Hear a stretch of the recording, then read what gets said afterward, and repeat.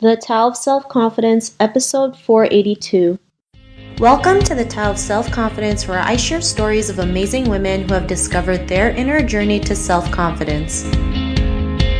Visit our website at thetaoofselfconfidence.com. Your inner journey to self-confidence awaits. Well, hello, friend. Welcome to the Tao of Self-Confidence, where I share stories of amazing women who have discovered their inner journey to self-confidence. I'm your host today, Sheena Yap-Chan, and today I have a phenomenal lady on the show today. She's an actress and a singer based out of LA, and I'm just really excited to have her on and share her story with us today on self-confidence. So without further ado, I'm going to introduce you to Brooke Ishibashi. Brooke, how are you today? Maybe you can fill in a little bit more about yourself to our listeners.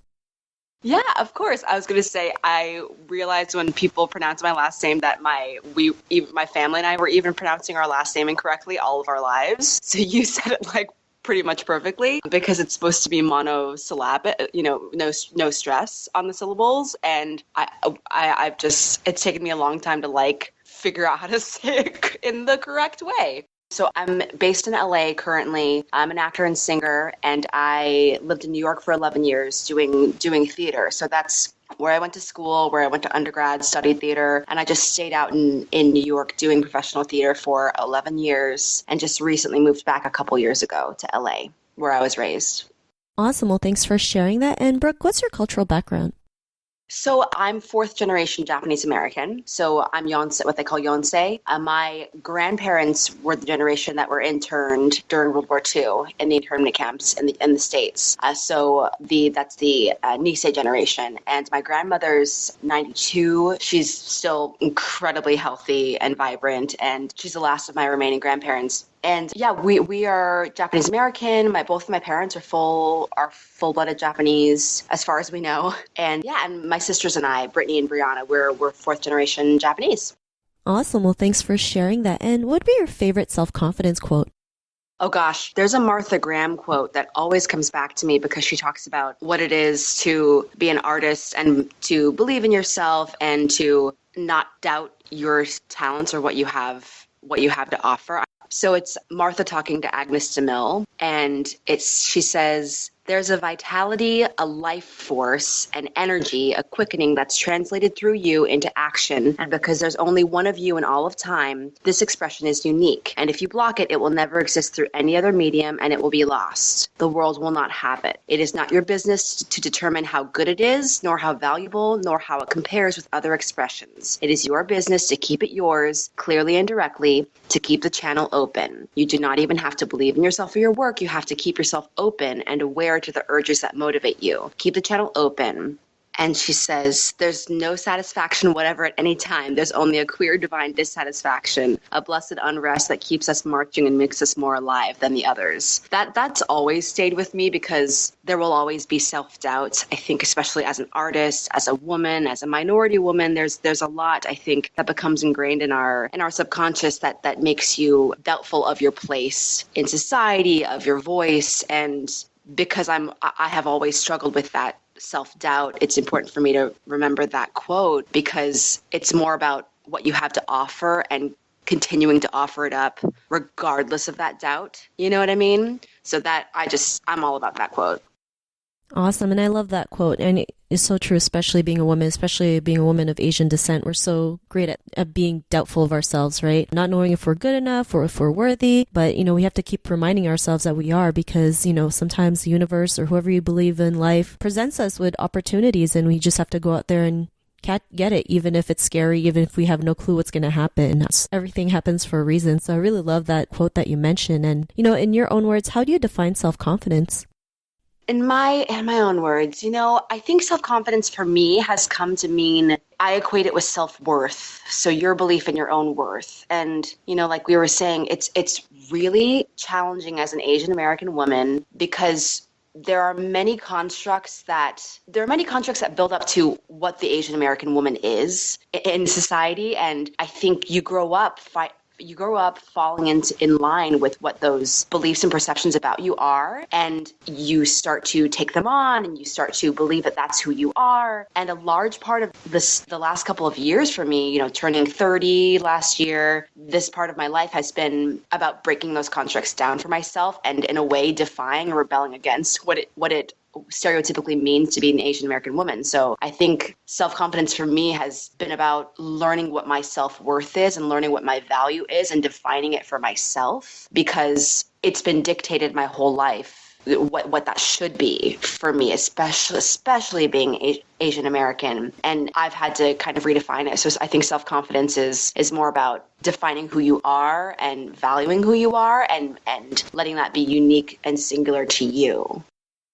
Thanks for sharing that. And I totally agree, especially like you mentioned, being brought up to live a certain way, to be a certain way. If we go outside that, it's like we're not a good daughter or wife or sister, whatever it is. But, I think a lot of people forget that's just one way of living. And there's so many other ways, right? Like this world is limitless. And if we learn how to do it, that, like you mentioned, learning to define who we are, what we like, what we don't like, what our strengths and weaknesses are, we can go out there and be, more confident in ourselves and be our true selves. So I really love that you mentioned that. And, what was your life like before your discovery of self-confidence?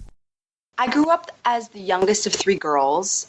We come from an artist family. So like I said before, my grandparents were in the internment camps. My whole family were all artists. So my mother's mother, Mary, her name is Mary Kageyama Nomura. She was known as the songbird of Manzanar in the camps. She performed all the dances, and she's still singing and performing and touring today. She kind of passed down the artistry blood. My mom's a singer. My dad and my mom met in my dad's soul R&B band in the 70s when my mom auditioned to be the lead singer. My dad's always been in music. He's been a concert promoter since we were children. So we grew up in entertainment, and I think growing up in a family like that, it definitely conditioned my brain to be a certain way.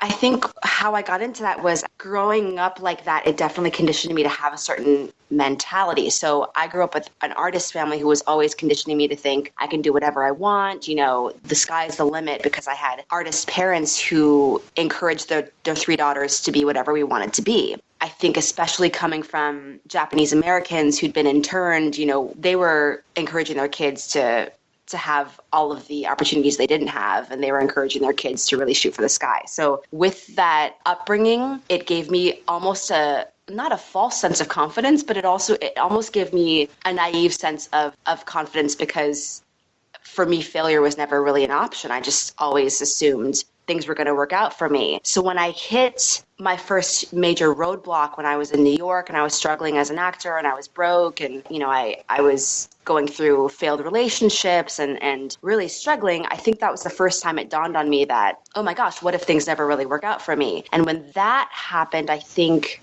my self-confidence was shaken because I didn't truly believe in my own value. I think I've been puffed up my entire life by people who love me. And when you're surrounded by people who love you and are constantly giving you praise, you never really get the chance to believe in it for yourself. So I had to figure that out for myself when I was in New York and I was pounding the pavement, trying to get a job. I had to figure out what my value was. I had to figure that out through romantic relationships and partnerships. I had to figure that out with work relationships. I had to figure that out in terms of where I stood in the industry and where my place was in the industry. When I was working in theater in New York, it was really hard for me because I didn't know what my own value and worth was yet, because I'd never really had the chance to mine for that and really dig deep for that. So before I kind of had a turning point, before I had that turning point, I was very doubtful because it's almost like a hero's journey, before the hero has their chance to prove themselves, they're incredibly doubtful because they don't know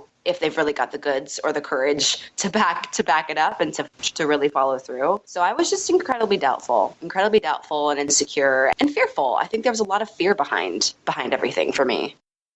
Thanks for sharing that. And, that's something we all go through, right? Hitting roadblocks. Sometimes we feel like it's the end of the world, like nothing else is good can happen to us. And, sometimes failure is a great lesson, learning that, if we fall down, we just get back up, right? Sometimes it's not always easy. It doesn't always look pretty, but there is beauty in everything. And, what was that point in your life when you realized, you had, that value and worth within you to go out there and, be the person you are today? What was that aha moment?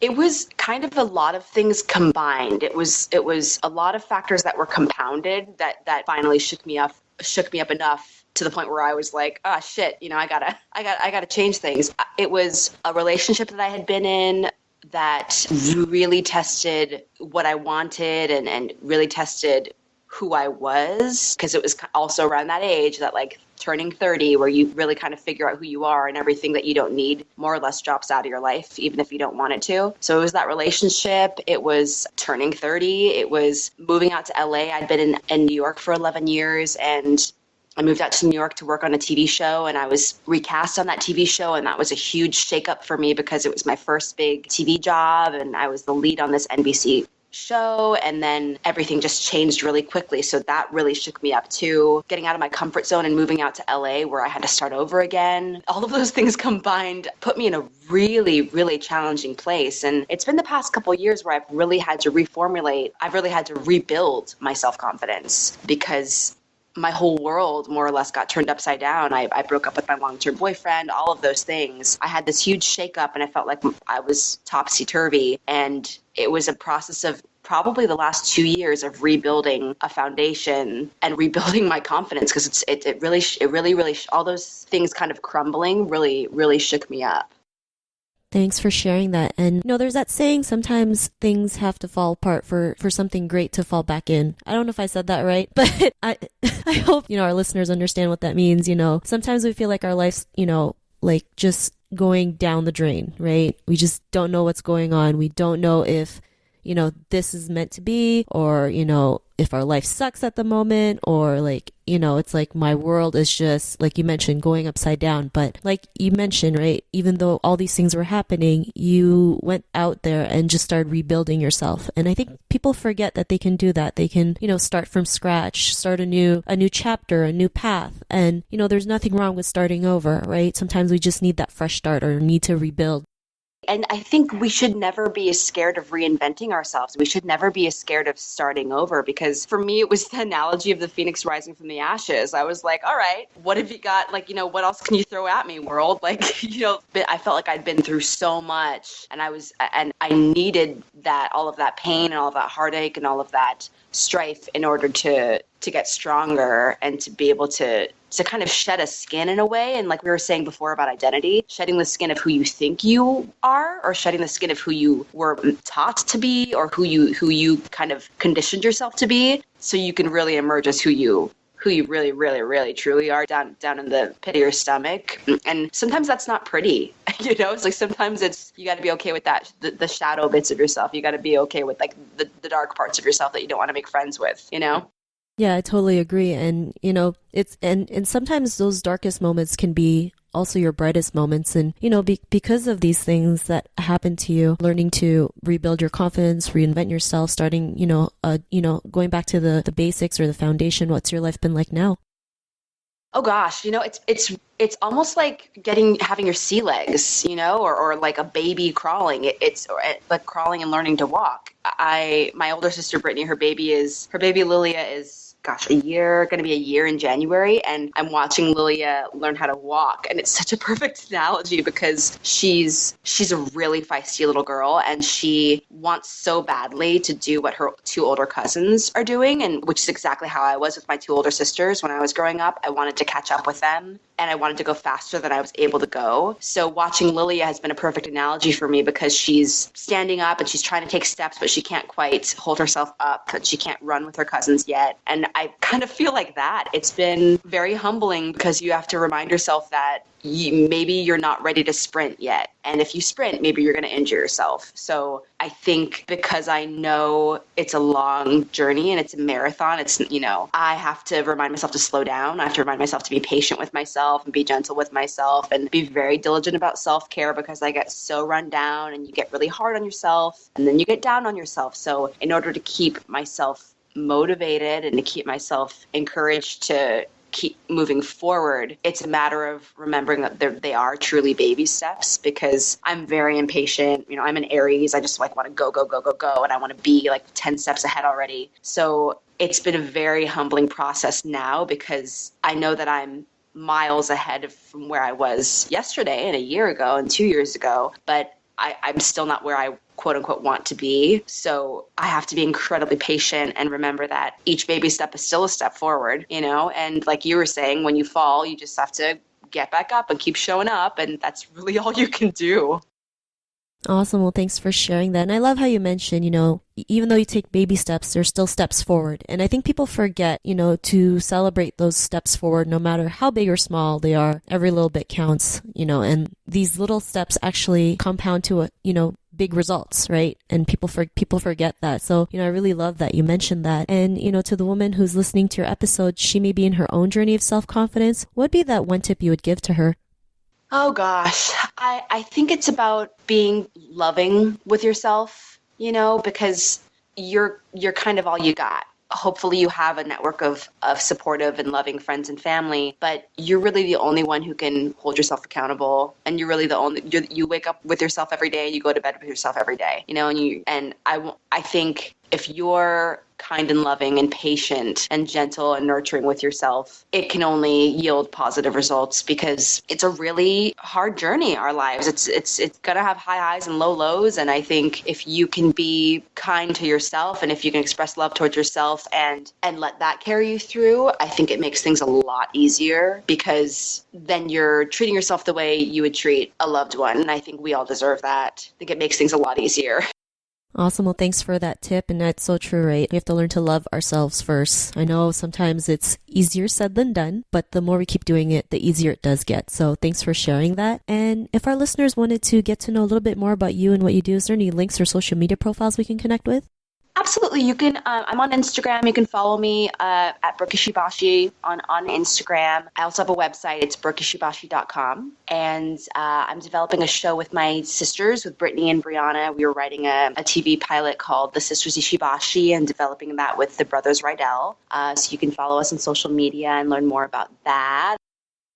Awesome. Well, thanks for sharing that. And to our listeners, if you want to connect with Brooke, you can also head on over to the taoofselfconfidence.com and search for Brooke's name. Her show notes will pop up along with everything else that we talked about. And I just want to thank Brooke for taking the time to share her story and tips with us on self-confidence. So thank you so much, Brooke. Yeah, thank you so much for having me. Not a problem. It was really great having you on the show. And to our listeners, be on the lookout for another new episode of another amazing woman's journey to self-confidence. And we'll talk to you soon. Bye for now. Bye. Thank you for tuning in to another amazing episode of the Tao of Self-Confidence. Visit our website at thetaoofselfconfidence.com to check out cool resources, blog articles, show recaps, and so much more. Your inner journey to self-confidence awaits.